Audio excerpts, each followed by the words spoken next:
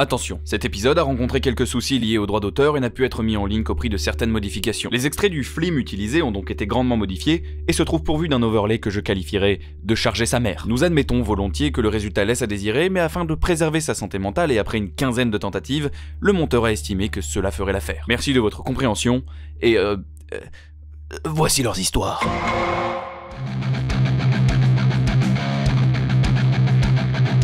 Bonjour à toutes et à tous et bienvenue dans la pièce du fond.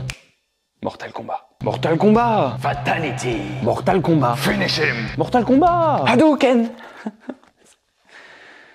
Ça va, on peut déconner, non?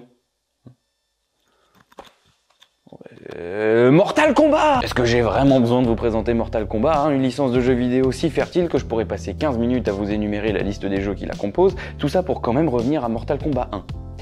Comme quoi ce serait vraiment une perte sèche de temps. Lorsque le jeu débarque dans les salles d'arcade en 1992, il se démarque pour deux raisons. La première, ce sont ses graphismes originaux et réalistes, avec de vrais acteurs numérisés. Et la deuxième raison, bien sûr, c'est la violence excessive dont le jeu fait preuve lorsqu'il s'agit d'achever son adversaire. Un gimmick qui sera soigneusement conservé et enrichi avec le temps. Les nombreuses suites auront effectivement pour mission de varier les plaisirs et de redoubler d'inventivité pour les fameuses fatalities qui permettent d'achever son adversaire de manière toujours plus dégueu. Et autant vous le dire tout de suite, Mortal Kombat est une licence que j'aime bien, sans en être un immense fan. De manière générale, j'aime plutôt bien les jeux de baston, et Mortal Kombat aura occupé pas mal d'après-midi entre potes parce que je trouve que c'est un jeu très pratique pour déterminer qui paye la pizza. Et voilà, j'ai encore gagné, c'est à toi de payer les pizzas.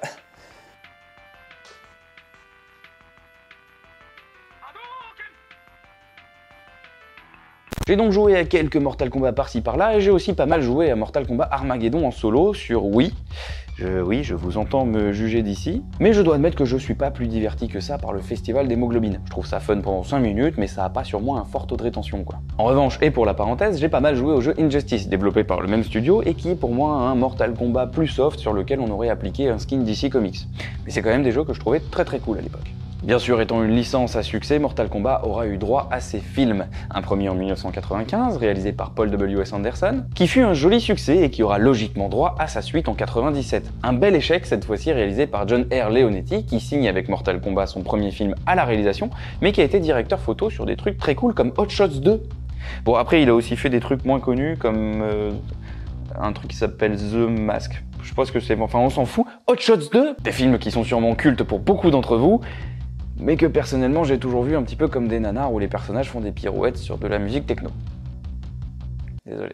Vous comprendrez donc sûrement pourquoi j'ai décidé de ne pas en parler, ça sert à rien de provoquer complètement la mauvaise foi. Aujourd'hui on va plutôt regarder le reboot de 2021 pour voir ce que ça donne quand une adaptation de Mortal Kombat se la joue premier degré et se prend grave au sérieux. Après, si vraiment vous voulez me voir être injuste avec un film de votre enfance, j'ai fait une vidéo sur Spawn. Le film s'ouvre au Japon en 1617 sur une paisible Spawn qui techniquement a été un personnage de Mortal Kombat.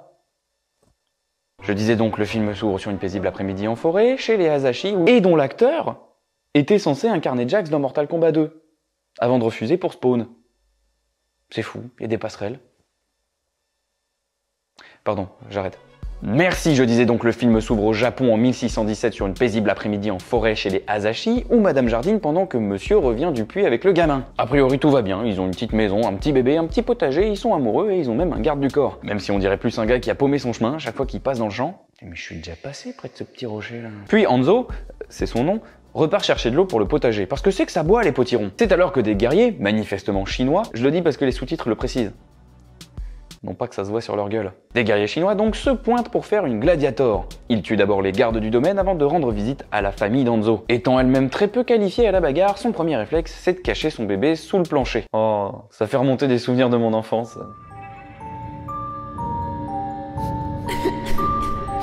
Non, s'il te plaît papa, arrête. Je veux pas retourner dans le noir. J'ai froid, j'ai faim.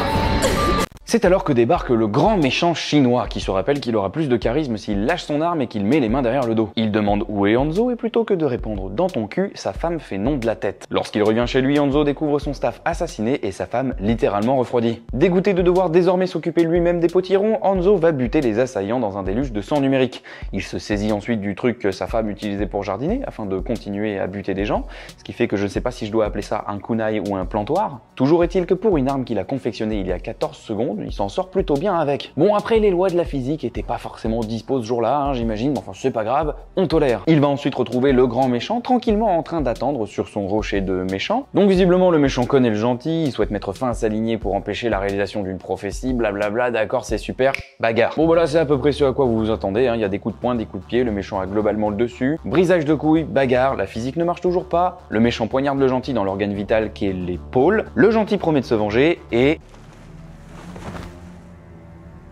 Pour le Lin Kuei. D'accord, pour le Lin Kuei, très bien. Après un petit moment, Hanzo se réveille, visiblement attiré par les cris de son bébé, mais meurt pour de vrai avant de réussir à rejoindre la maison. Ce qui a pour effet de...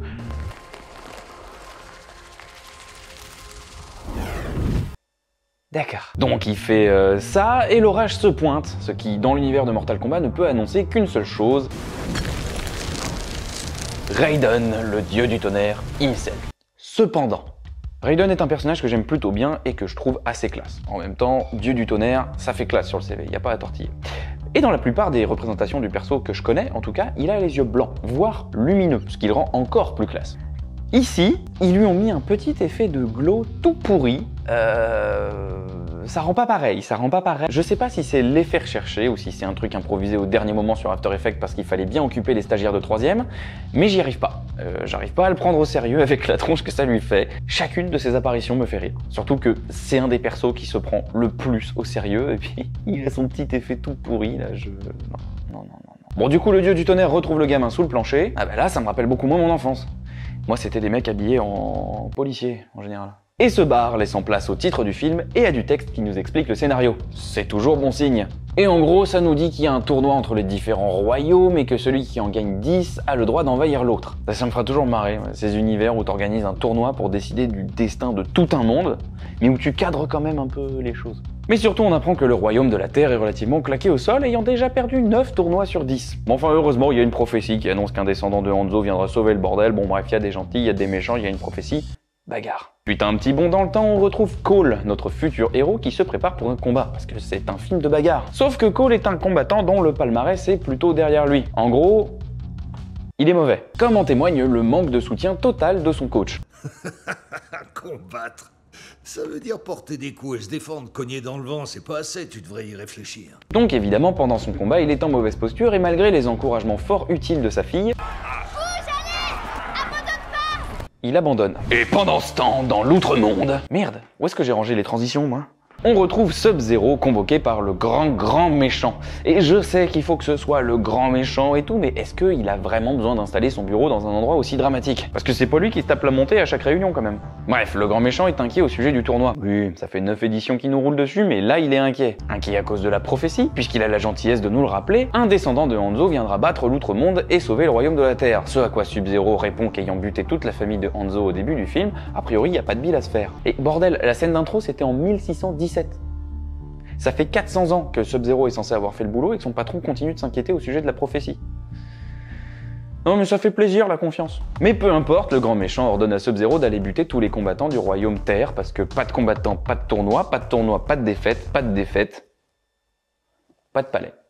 De son côté, Cole est abordé par Jax, à qui il montre qu'il a une tache de naissance en forme de logo du jeu sur le torse. Cole part donc manger un morceau en famille pour fêter sa défaite, quand tout d'un coup, la neige se met à tomber, la table et les fenêtres se mettent à geler, parce qu'après tout, c'est important de soigner son entrée quand on est un méchant. Sub-Zero va donc attaquer les héros à coups de grêlon, parce que là encore, c'est important de ne pas les tuer tout de suite, hein. Mais Jax, qui les a suivis au resto, et c'est pas chelou du tout, va voler à leur secours et profiter de la balade pour expliquer le scénario. À savoir que sa marque de naissance en forme de dragon est en fait un signe qu'il a été choisi pour le Mortal Kombat, que Jax en a une lui aussi et que manifestement, les porteurs de la marque sont traqués par Sub-Zero. Rattrapé par les méchants, Jax va laisser le volant à Cole en lui disant de retrouver sa pote Sonya Blade, avant d'aller se taper en 1v1 contre Sub-Zero. Bon, heureusement que Sub-Zero fait partie des gens qui ont les moyens de te tuer en 2 secondes mais qui font durer le plaisir quand même, parce que ça permet d'avoir une scène de bagarre. Mais il y a un truc que je comprends pas. Moi, de ce que je connais du perso, il me semblait que Jax, il avait des bras robots, non ?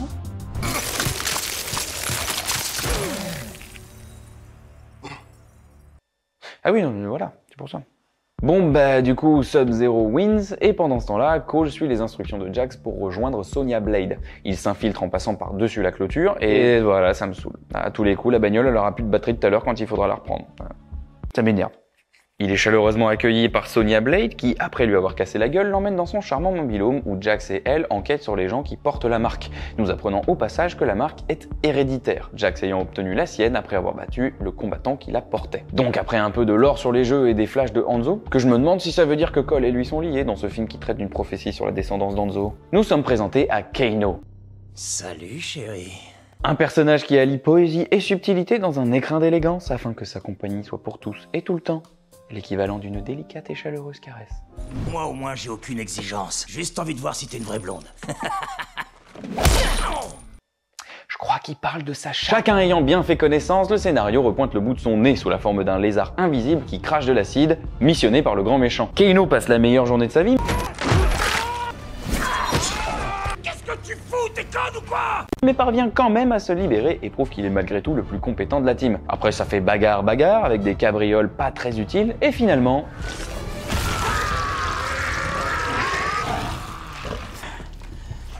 Kano wins. Donc l'idée maintenant c'est de trouver d'autres combattants. Pour ce faire, nos héros vont se mettre à la recherche du temple de Raiden, sauf que personne ne sait où il est. Personne sauf... l'espèce d'énorme connard qui ne veut aider personne, bien sûr. Je t'explique, t'as de quoi écrire? Dans ton cul. Comme si j'allais t'aider. Et tu me kidnappes, tu m'attaches à une chaise, tu me plantes avec mon poignard et tu dis pas je m'excuse. Oui non bon après faut admettre il a pas tort. C'est la forme qui est un petit peu brute quoi. Sauf que Monsieur Élégance étant notre seule chance pour trouver le temple, Sonya va lui offrir 3 millions de dollars en échange de son aide. 3 millions de dollars que bien sûr elle n'a pas. Bon, enfin on avisera sur le moment, hein. Je suis sûr qu'un gars comme lui peut comprendre qu'on lui fasse miroiter 3 millions de dollars pour la bonne cause. L'équipe décolle donc pour le temple de Raiden et oh attention! Qu'est-ce que ça peut bien vouloir dire? T'es là, en train d'enfoncer les couilles du gars dans sa gorge, et je pensais qu'à un truc, ce que j'allais offrir à ma mère pour Noël. Un saut en parachute plus loin, nos amis marchent dans le désert, sûrement depuis trop longtemps. Se foutent sur la gueule un petit coup parce que les vannes de Kano ça va bien 2 minutes, et font finalement la rencontre d'un autre combattant qui va, pour notre plus grand plaisir, faire fermer sa gueule à Kano. Je viens en ami. Ouais, bah tu fais bien de le dire, parce que ça saute pas à la gueule. Donc le monsieur explique qu'il s'appelle Liu Kang, que c'est qu'un... Attends, on s'en fout de ton temple. Tu viens de lancer une boule de feu. Oh, mais il y a donc rien au monde qui puisse lui faire fermer sa gueule, c'est sans fin. Donc le monsieur s'appelle Liu Kang de l'ordre Shaolin de la Lumière, c'est très long à faire tenir sur une carte d'identité, c'est un combattant du royaume Terre, il est beaucoup trop tactile et il va bien entendu guider nos amis jusqu'au temple de Raiden afin de se préparer au Mortal Kombat. Et comme le tournoi se base sur le même calendrier qu'à peu près tous les trucs clichés dans les films, à savoir la prochaine pleine lune, il convient de rapidement commencer l'entraînement. C'est l'Outworld. Oui, le plus brutal, le plus sanguinaire de tous les royaumes. Notre plus grand ennemi. Ah ouais non, c'est vraiment les pires, vraiment les pires.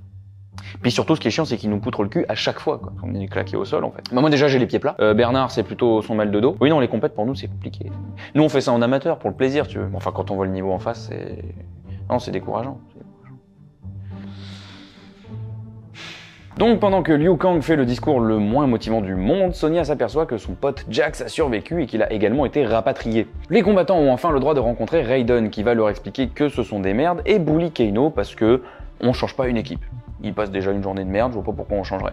C'est alors que les méchants débarquent dans le temple, mais alors comme des fleurs. Liu Kang se fait malmener, comme quoi il a l'air vachement plus prêt à combattre que les autres, et il est sauvé par...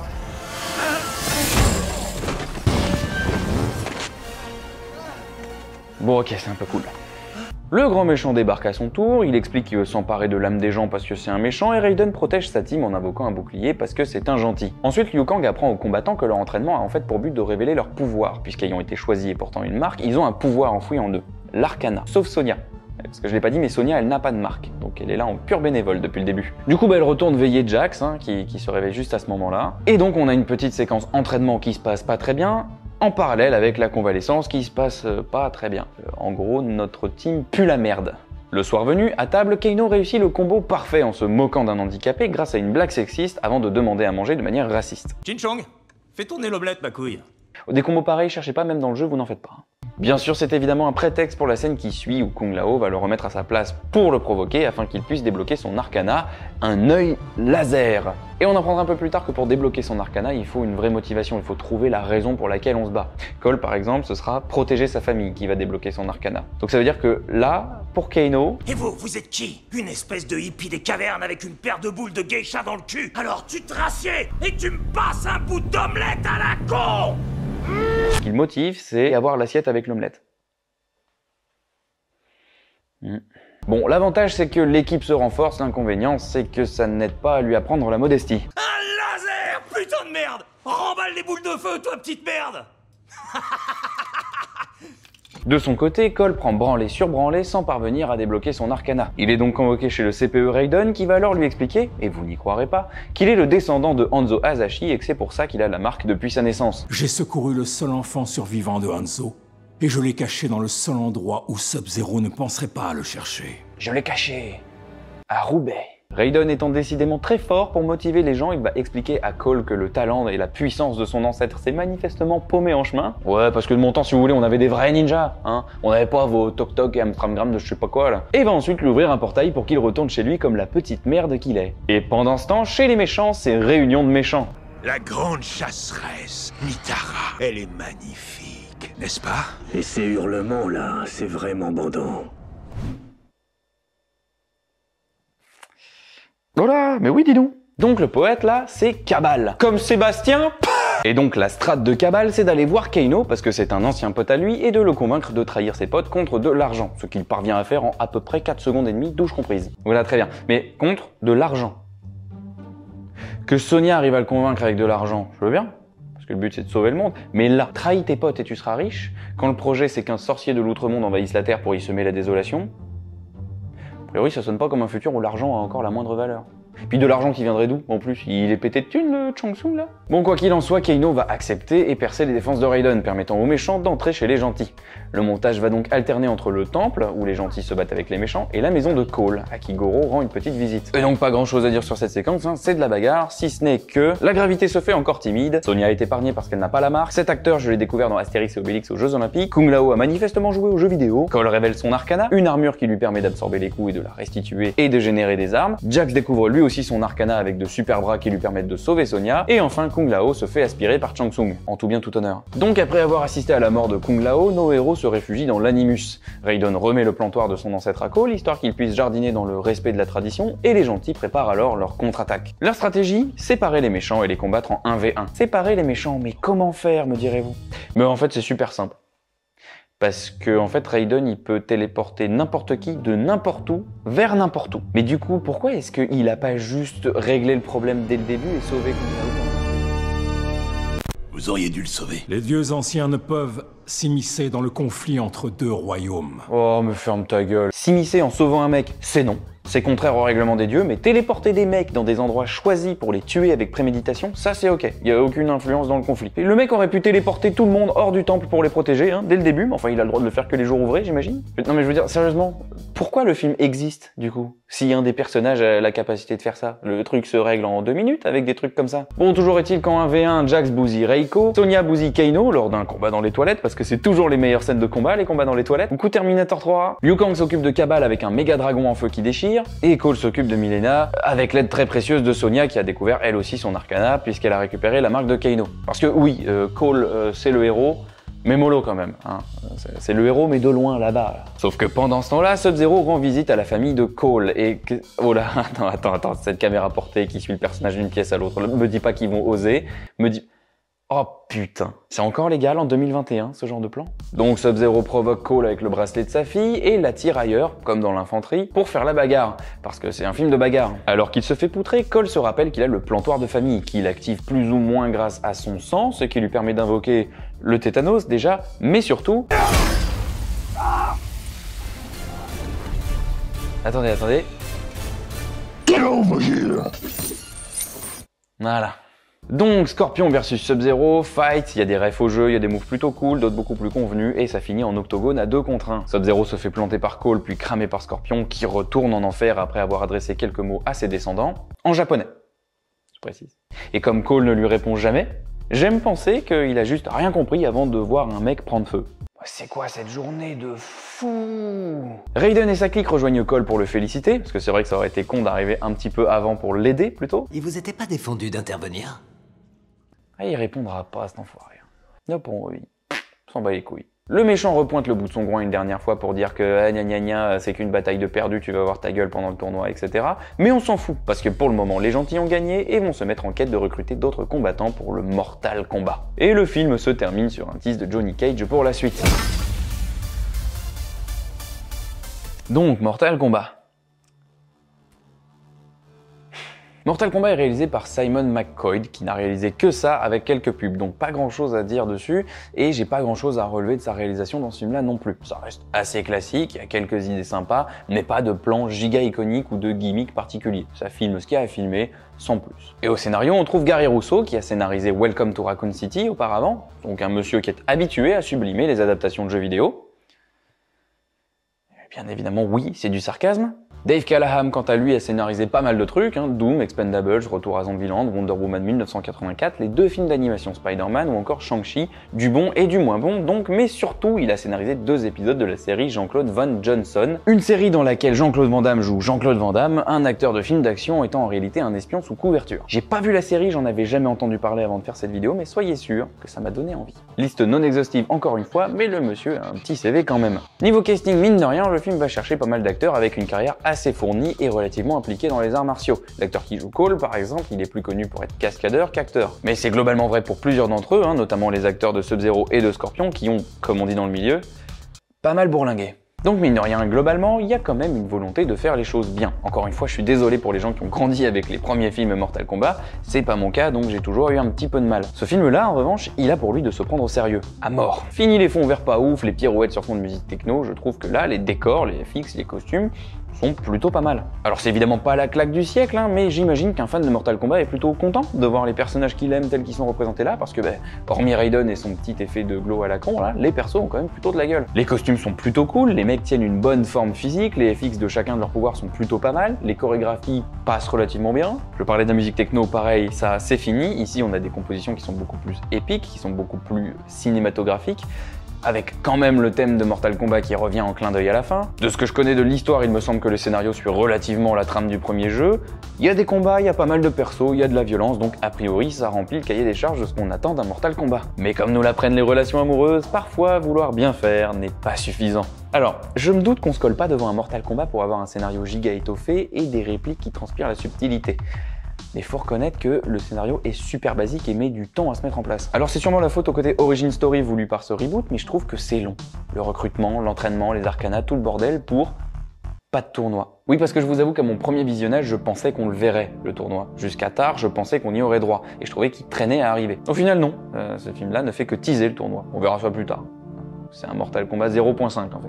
Je sais pas, il y a cette sensation d'avoir la petite histoire à côté de la grande quoi. Mais du coup le rythme est un petit peu bizarre, c'est une succession de scènes un petit peu au pif. Les persos passent dans un portail pour changer de lieu, il y a un combat, ils discutent pour te balancer du lore à la gueule ou t'expliquer le prochain move, ils changent de lieu à travers un portail, ils se battent, ils discutent, ils changent de lieu, ils se battent, ils discutent. Encore une fois, c'est sûrement compliqué de faire autrement, il y a pas mal de lore à expliquer, il y a pas mal de personnages à introduire, mais quand même. D'ailleurs, de manière générale, l'exposition est assez mal branlée. On est d'accord pour dire que si le film vous explique 2 fois la même chose, a priori c'est qu'il y a une fois de trop. Le film se répète pas mal. Je veux dire, à quoi ça sert de nous expliquer dans un carton au début qu'il y a un tournoi entre les mondes et une prophétie, si c'est pour que Jax, Sonya et Liu Kang expliquent en long, en large et en travers à Cole qu'il y a un tournoi entre les mondes, et que Shang Tsung explique sans arrêt qu'il est inquiet au sujet d'une prophétie, pendant que Raiden explique à Cole qu'il est impliqué dans une prophétie. Bref, le film se répète pas mal et surtout ce truc-là ne sert à rien, contentez-vous d'expliquer le lore aux petits nouveaux et ce sera déjà bien assez. D'ailleurs, on pourrait aussi critiquer le choix d'intégrer un nouveau perso, vu la quantité de personnages dont le lore regorge, mais je dirais que voir tout ça à travers les yeux d'un personnage vierge, c'est pas si con.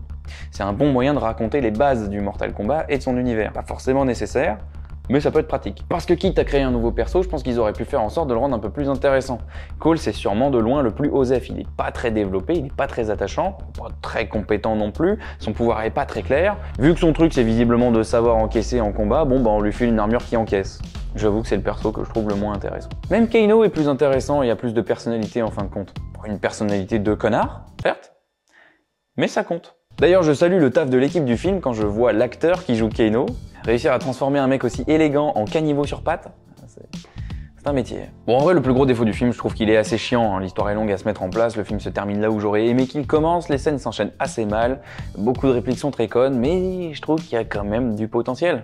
En vrai, il n'y a qu'une seule chose qui m'a saoulé dans le film, et c'est peut-être pas très honnête de lui reprocher à lui, parce que si ça me saoule dans ce film-là, c'est en réalité à cause de l'accumulation de tous les films qui ont fait pareil auparavant. Et je veux bien sûr parler des références, les clins d'œil. le fanservice, les easter eggs, vous appelez ça comme vous voulez. La question de l'adaptation de jeux vidéo au cinéma ou en série, c'est un vaste sujet et ça pourrait faire l'objet d'une vidéo dédiée que j'ai commencé à écrire mais que j'ai aucune idée de si elle existera un jour. Mais de tout ce qu'il y aurait à dire, je ne m'en tiendrai ici qu'à une chose. Je pense qu'on peut collectivement admettre qu'il n'est pas nécessaire de coller des références à tout le temps, pour que le public apprécie une adaptation, ou comprenne que les gens qui ont fait le film connaissent le jeu. J'ai rien contre un petit peu de fanservice sur le principe, de temps à autre. Quand je suis fan de quelque chose, comme tout le monde, je deviens un petit peu con, ça me fait plaisir de voir un clin d'œil, léger, subtil. Mais 48 références à la minute qui clignotent comme des gyrophares, par contre, un petit peu plus chiant. Alors encore une fois, Mortal Kombat n'est peut-être pas le pire exemple en termes de références grossières, mais c'est une question d'accumulation. C'est qu'on vit à une époque où le procédé est devenu quasiment systématique. Pour une raison que j'ignore, même si j'ai ma petite idée, l'industrie considère qu'un film adapté de jeux vidéo doit contenir moult références évidentes à l'œuvre d'origine.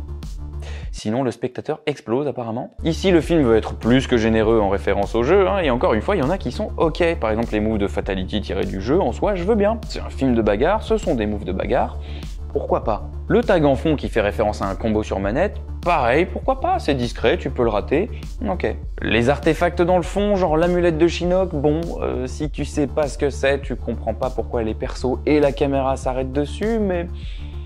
bon, allez, on va dire pourquoi pas. Par contre, les répliques, c'est un festival. Fatality, Flawless Victory, Kano wins, fight, finish him, get over here. Vous les aurez toutes. Et la première fois que j'ai vu le film, je l'ai vu en anglais. Donc les rêves s'intégraient assez bien dans les dialogues. La deuxième fois, par contre, je l'ai vu en français. Et j'avoue que je me demandais comment ils allaient faire pour intégrer les rêves au dialogue. La réponse, à la truelle. Fatality. Pour Kung Lao.